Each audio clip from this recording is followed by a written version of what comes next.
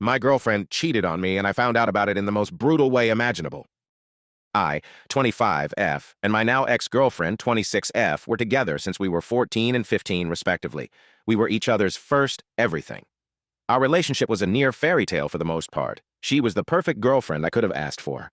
A few aberrations over all those years in form of arguments, none your regular healthy couple couldn't relate with, and as infrequent as they could have come, are all that kept it from being a perfect relationship. To set the context, we recently celebrated her business's previous quarter's financials with a vacation in Mykonos. This was in early October, just over a couple of months ago. It was all perfect, as perfect could be. Our relationship was in cruise control. It was all solid right up until the end of October of this year.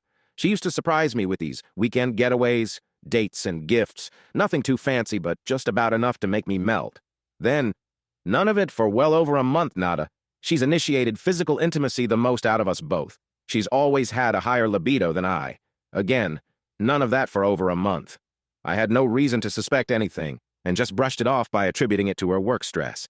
She's been working her arse off for the past 6 years to build the aforementioned business that has finally started paying off its dividends. Of all these changes in the status quo of our relationship, what stuck out the most by far was an incident that happened earlier in November. She was out for a night of pub crawl with her girlfriends. Soho pub crawls are kind of a ritual with them, the usual chinwag over drinks.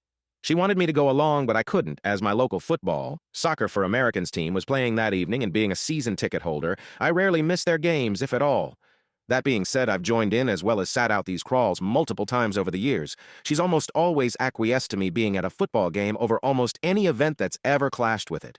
Part 2 in my profile.